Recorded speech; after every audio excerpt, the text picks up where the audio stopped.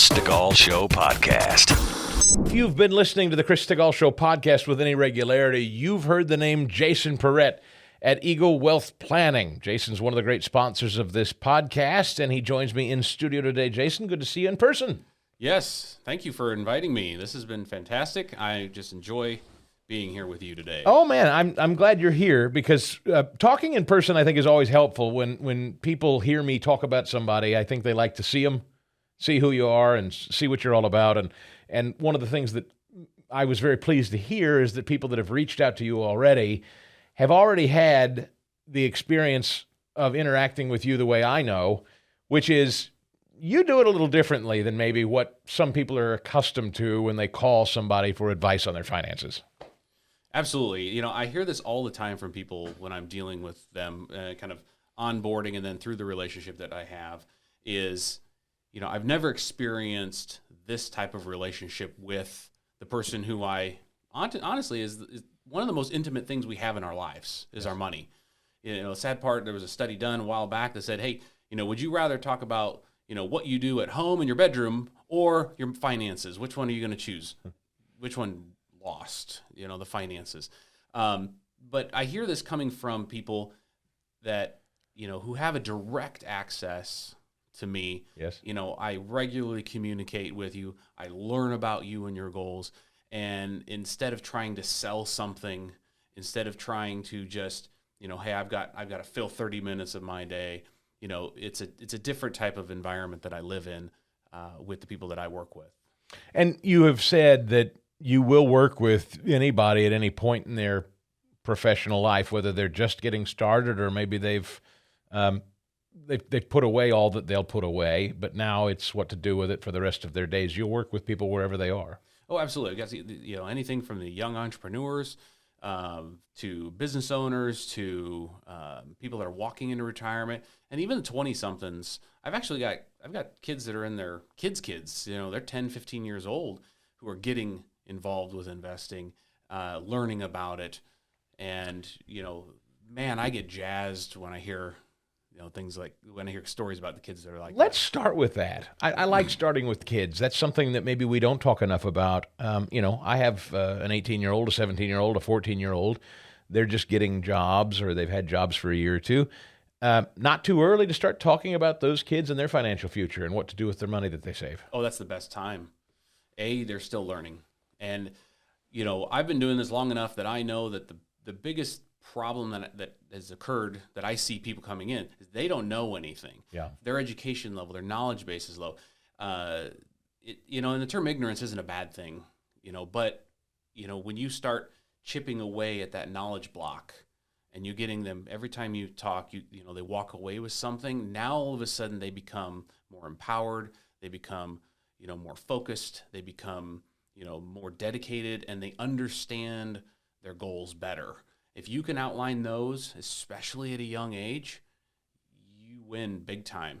You know, I fortunately have individuals that look out there and they go, "Oh, well, I'm just waiting for my parents to pass so I can inherit what they have, and I'm going to use that."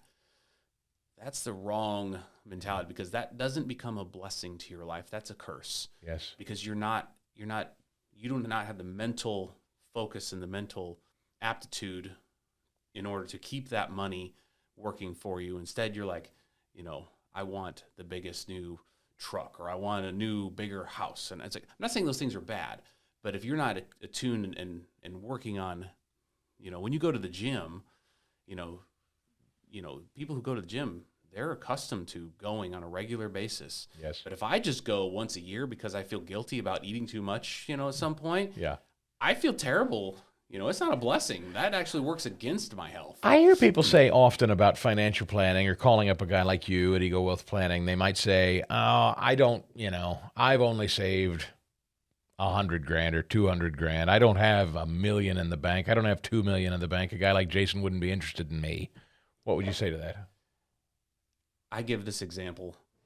If it was hailing outside right now, out in the parking lot of the Chris DeGaulle studio, and you saw $50,000 sitting out there, and it was just kind of starting to wash down the storm drain, would you go pick it up? Sure, I would. You bet. Yeah. Yeah. So every dollar is important. In fact, the people who don't have as much as what they think they should, it's more important to them than the guy with $5 million. Is there a should? Let's talk about that. Is there a should? I should have this much money at this age, or is there really no such thing?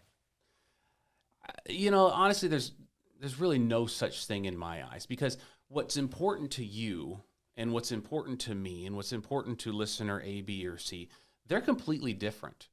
I've had clients that are in retirement, living on Social Security, and they walk in handing me $1,000 check from their Social Security check because they live such a lifestyle that is, they're perfectly content. Everything's paid off. They have what they want. And then on the other side, I have people who have lots of money who want to take more than what a portfolio can potentially, handle.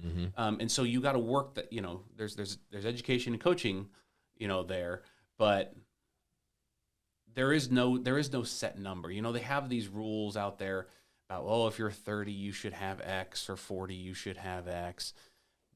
But I haven't found that to be true. I think your business is a lot like the faith business. I've talked with ministers over the years, and I say, maybe a lot of people don't come to worship, or maybe a lot of people don't go to a Bible study because they say, well, I don't know my Bible very well, and I'll feel silly about it. And, as a Christian, I know to say, no, nobody cares about that. Bring your Bible or bring no Bible. We'll get you a Bible. Just come. Let's start learning together. I would imagine, and it's the same way with finances. People think, I'm not Scrooge McDuck, so I'm not going to call Jason. I would have to agree with you. Church obviously is the place for people that don't have it together. Yeah. Advisors are coaches and educators by trade. And those components of teaching get people motivated. Coaching, getting down to the fundamentals. Because some people have a hard time with fundamentals. Other people have them down pat. Yep. But there are different levels. The people who have more, they have different questions. They have different tactics they need to learn about, or that they need to instill, versus, the people who are just beginning. Yes. How about retirees? I know there are a lot of folks who are of the retired age in this audience. Maybe they have already put together some kind of portfolio. I don't know. Maybe they're dissatisfied with who they're working with, or maybe they don't really. What do you typically hear from people of retirement age? What are the things they're battling or struggling with, or maybe don't know or should be aware of? The thing I hear most about is outliving their money. That's a big one. Utilizing their money for long-term care. They're concerned about market fluctuation, the ups and downs. And, that's where additional coaching comes into play, I don't want to speak disparagingly of anyone. That's not my point in asking this question, but I will say, are there people out there who reach a certain age and a certain wealth, they've amassed a certain amount of wealth, where planners will say, you're fine. What I gather from you is you never take this kind of hands-off, set it and forget it approach with anybody you work with. In my world, that's essentially, I can't fathom that style. The set it and forget it, see in 5 years if you've got a concern. It doesn't work in my world. Because when you find or when you're thinking like, hey, I have some questions, I might need some answers, it becomes a relationship. It's a long-term relationship. Just like your doctor, if you don't value what a doctor does, you just go there when you're bleeding and that's it. Right. Well, that's that you choose to live that way, and that there are potential benefits to that and potential detractors from that. But when you partner with somebody, they get to know you, they get to know everything, how you tick, how you work, and that can work miracles in making sure you actually get to that goal.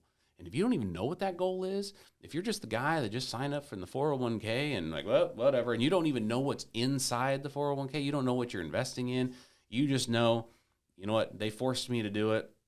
In fact, there's some new rules about automatic enrollment in 401ks under the new Secure Act 2.0 that just went past. Your education level should be raised Yes. in order to get, focused on what you're actually trying to do. Do you have people that are overreactionary, clients that will come to you and they're wanting to constantly make moves? What I also know about you is you're not a panicker, and you can't. I mean, even though the market right now in particular, as we talk and record this today in March of 2023, the market's taken a dip. Inflation sky high, things will change and things fluctuate. But right now is a time I think a lot of people feel very unsettled and they feel like I better just take what I can get and get it out of there. I know it depends on the state of people's lives, where they are in their lives. But I mean, what is your reaction to people who feel panicked in down economic times? That's a great question. Because I get the phone calls on a regular basis, Yeah. right? The insecurities of market fluctuation. And I've never been a person to, look out and just kind of get my crystal ball and be like, this is what's going to happen. We know through a long history of the U.S. as well as the world of what happens when certain things in markets happen. But then there's also other trends. While downturns happen. Mm-hmm. It just happens. And those times are what people don't like. That, if we just went through a very long-standing upturn on the market, and then all of a sudden it's got a new watermark, right, in your basement, and you have a flood line, and the water starts receding in a flood, that's pretty good. But in a market sense, that's not good. We don't like that. But you have to have a longer-term look than just what happens today, or even this week, or this month, or even this year. If you look over a longer period of time, those those specific details are starting to come out, on what happens to those. One of my favorite sayings was by Warren Buffett. Probably all heard of the Omaha Oracle. Oh, yes. I had lunch with Warren Buffett one time. Did you really? He didn't know it, though. He was just sitting behind me at Piccolo Pete's in Omaha, one of my favorite restaurants in Omaha that's now closed up. But, I actually wrote it down because I always tend to slaughter. It's one of my favorite ones, though. And it says, the market is the most efficient vehicle to transfer wealth from an impatient person to a patient person. Oh, wow. So when we have these fluctuations Yes. and we want to run to the sky, like, would you sell your house just because the market fell? I wouldn't. Yes. But there are people who want to. But I come in, and the relationship comes in from the coaching aspect, and I add a layer of, sensibility to that person. And, like, for example, we've all been to a large chain market. Can't say the names of particular companies, Sure. but we've all been to one, especially one that's large across the world, etc. Yeah. And we all stand in line waiting to check out. And even during down economic times, you go and stand in line to check out, right? Well, I would only be concerned if there was no line. Right. If I was the only one there, Yeah. I would be concerned. Yep. That's, I talk about with my clients things that keep you up at night. What are the things that keep you up at night? And, if that market had nobody in line whatsoever, then yeah, I would be certainly worried about that. There are things we get inside of our own minds. Yes. Often coming up with irrational thoughts. Mm-hmm. Nuclear annihilation, zombie apocalypse, rapture, which is possible, but the likelihood is low. Yeah. Right. The market crashing to zero, anarchy. Well, if those are the things that kind of come in your play and those are your arguments, I mean, is it possible? Certainly. There's always a possibility for all those things. But what's the likelihood? And if it is, I don't really care about what my 401k did. We got bigger fish to fry is your point. Yeah. Yeah, I mean, there are some generators and gas and bullets are probably worth more. Beaver skins kind of fall into play. What about people that say, Jason, I just don't have, I don't have tons of money. I got more month than I have money. What is it? I've got more month than at the end of my money or something like that. Yep. I just don't have I don't have a ton to save. I have some, but not a ton. What is there an amount? I don't know. Again, it kind of goes back to that thing of I'm not a multimillionaire, so maybe Jason can't work with me. I don't know. I can save $100 a month. I can save $200 a month. I would assume you'd say better than nothing. Absolutely, because I look at my own history of my own life. I remember when I was a kid. I grew up in Council Bluffs, Iowa. I don't know if you've ever. Oh, yes. We affectionately call that Council-tucky for a reason. And I had the Payless shoes that were $9.95, the old vinyl things that lasted about a month, right? And then they were stabbing you in your foot. At the end of every month, we were wondering if we were going to have dinner, right? It was things were tight back in the day. And, you're about my age, you understand that time period. Oh yes. And you look, but my mom still tried to put something. I don't care if it's $5, or $20. Tried to put something aside, and we don't realize. We have a hard time looking 30 and 40 years in the future. Yeah. We is it going to be? Is the world going to blow up by then? I don't know, but if it's not, I want to be prepared to make sure that my life is comfortable the way I want to live. But those small little movements back when you think you've got nothing, we're never investing grocery money. We're never investing utility money. You always invest after those things are taken care of. If you need to figure out a new place in life, then hey, life coaching, I don't do that, but life coaching can help you figure out how do I get, to advance myself in my career, my income, etc. But when you have those little bits of money, they can do powerful things. I've had people put in $50 a month, and then we turn it to $55 a month, and then we turn it to $65 a month, and all of a sudden you look back 5, 6, 10 years, and you're like, wow, look what I've done. Yes. And I didn't really, I felt it, but I didn't really. And now I'm in a position because I've had good coaching, or I've had good, life things that happen in my life. Now all of a sudden I'm putting in $500 a month, or $1,000 a month, or $2,000 a month. And now all of a sudden you've got some of your listeners going, oh my gosh, that's not even fathomable. Yeah. I can tell you it is. Yeah. And it's not just for the people who make six figures, unfortunately. Some of my best clients are blue collar workers that work their tail off every single day. They come in with shoes that, holes in their boots. Yep. They're the ones that are the most dedicated, because think about it, Chris. I mean, if you were doing this manual labor job after a while, would you want to continue to do it when you're 70 years old? Right, exactly. No. Right. Now, Chris DeGaulle can be Chris DeGaulle at 70 years old. But this doesn't take anything. You can just sit here like a lump all day. Yeah. I'll die here in this chair. Yeah. But those are out there, working with their hands.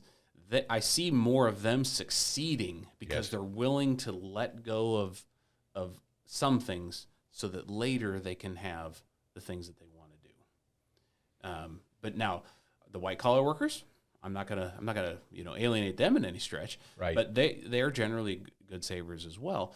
But it's a matter of perspective of where you're at in your life, so that when you can be self-aware to say, I'm gonna force myself, or I'm gonna advance myself somewhat. And I've given people tricks on buying things and selling things, and anything from how to approach health insurance to how to approach your living expenses, etc., and finding ways to cut back on certain things, because ignorance and knowledge of how things work works against you. I'm just trying to kind of come up with an example that I've kind of told someone recently. Oh, I mean, here's one. It's just a health insurance example.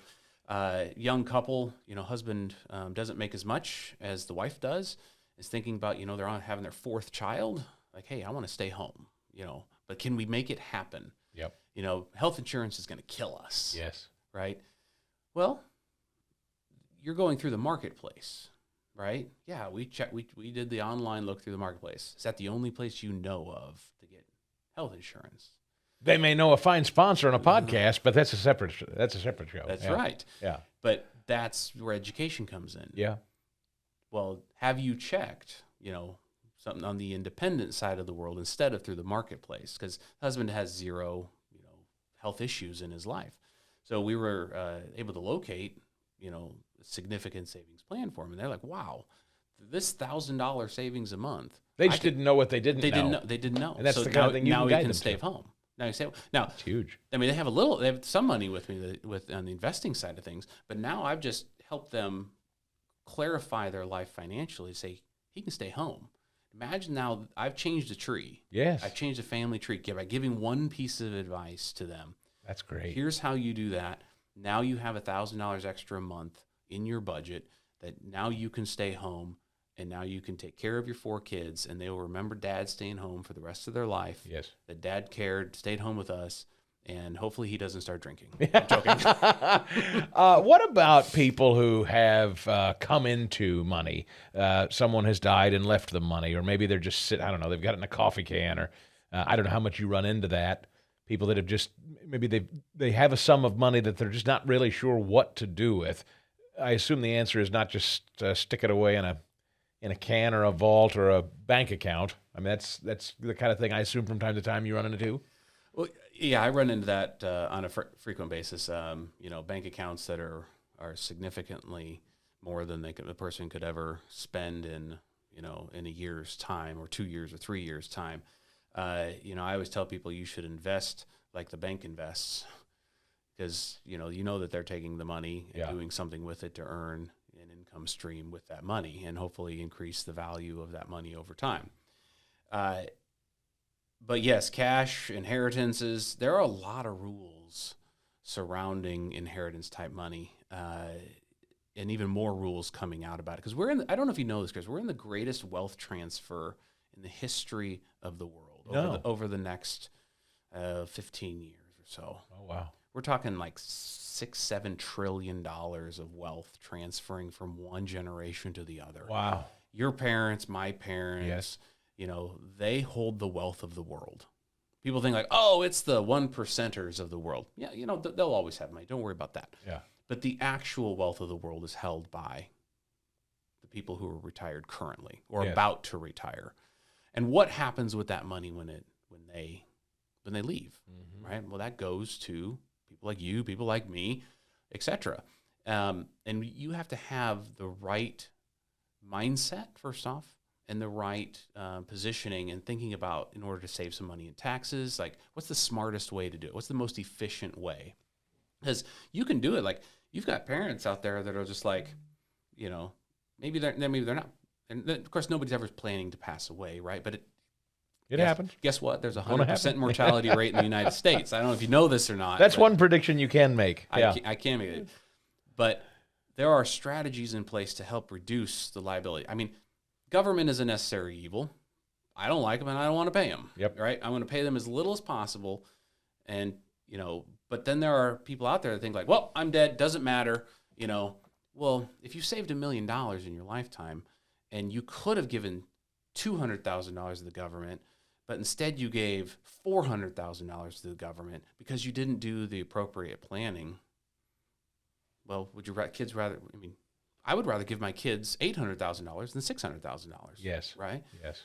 If you don't care about that, well, maybe you should reevaluate your call me, I'll help you. Yeah. Uncle Joe up there is holding his hand out.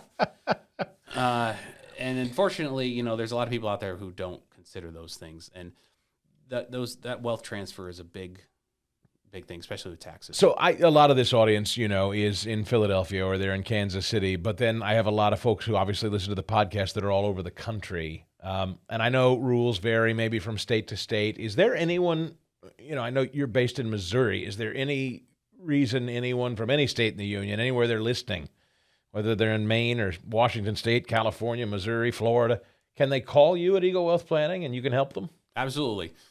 So the first thing about that is when you call me, you get me. You don't get an 800 number. You don't press 1 for nothing.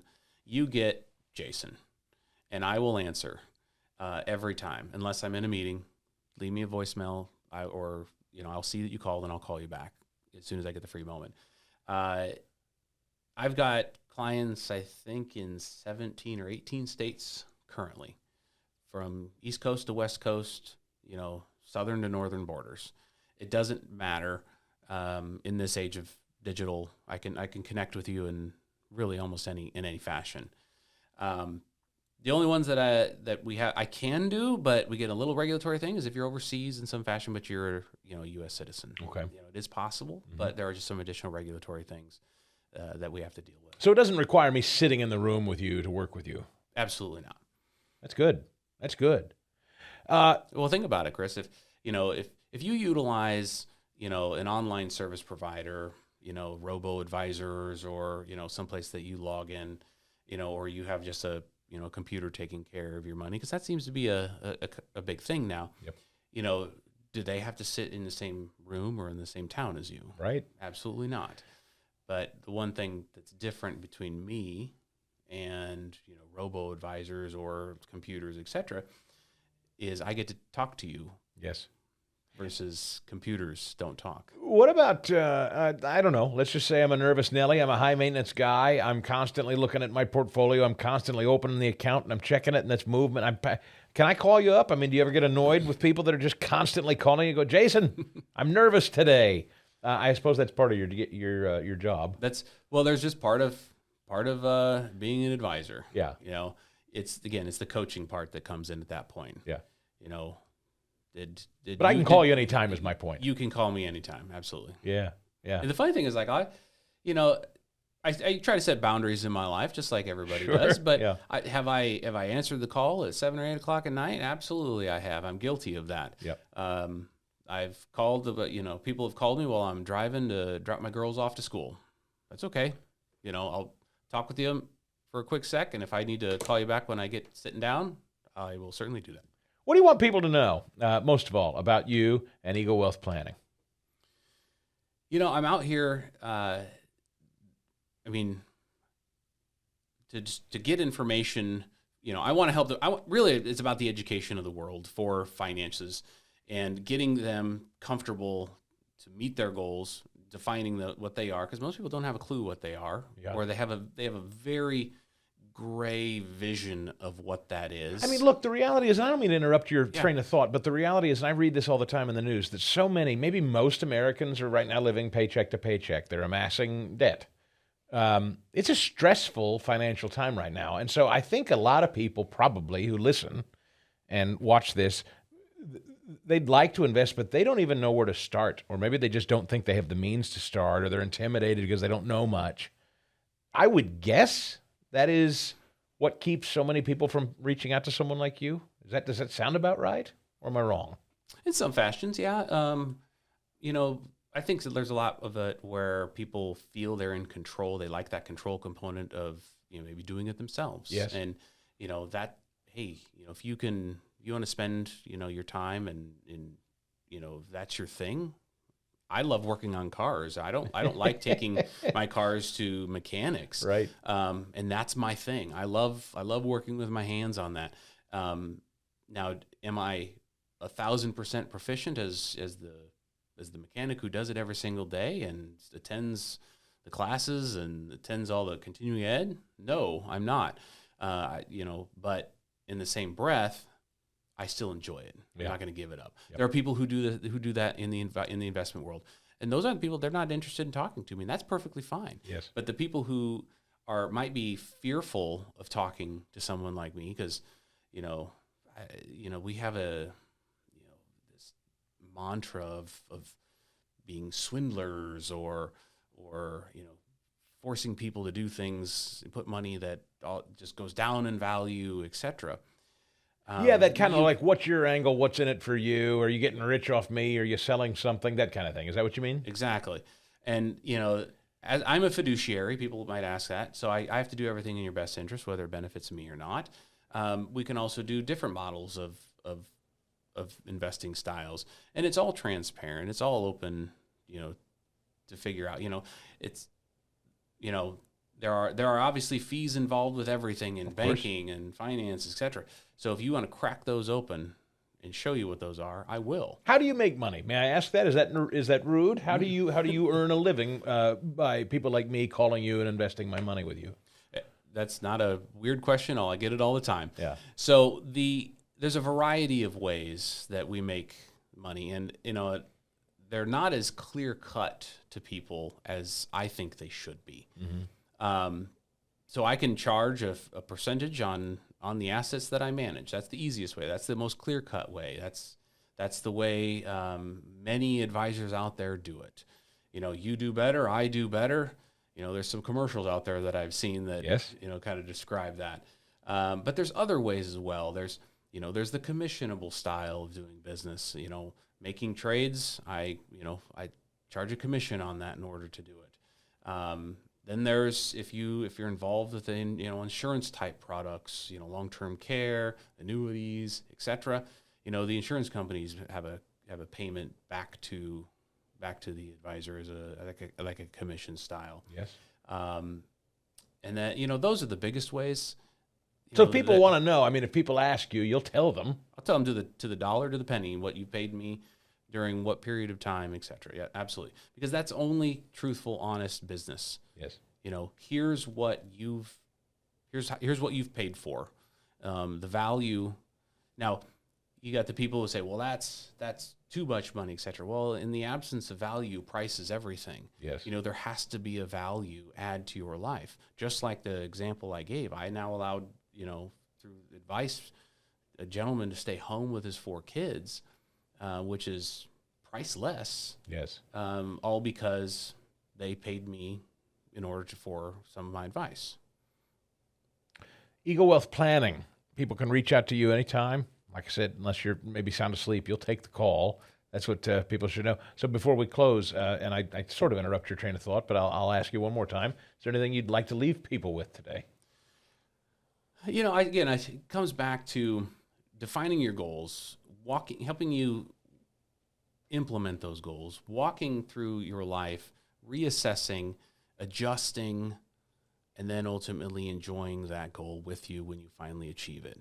Those are, things that get me up out of bed every day to allow me to help people. And I feel honored and privileged gloriously. And I don't say that empty-handed, I truly, absolutely mean every day that I get up out of bed, I get to do that for people. And it's very rewarding to me. And of course, it's rewarding to the clients themselves who have this sense of calm and sense of, even if they talk to me and they got something, they're on anxiety at the moment, usually, 99 times out of 100, they're going to walk away. I hear, they'll think, hey, I feel better. Yes. They get a better perspective of what's happening in the world. And because sometimes there's just things we can't control. Right. I can't control them. You can't control them. But here's some perspective on life or what's happening in the markets or what's happening with your particular investments, et cetera. And they walk away with a better understanding. And that education level is important. He's Jason Perrett at Eagle Wealth Planning. The number is on your screen. The information's on your screen. Give him a ring. Jason, thanks for your sponsorship of the podcast, sir. Absolutely. I must say under regulatory requirements that the broker-dealer I've run through is Cetera Advisors. Of course, everything is under different ownership. So, of course, now that we're all buttoned up and legal, thanks for watching. The Chris DeGaulle Show Podcast.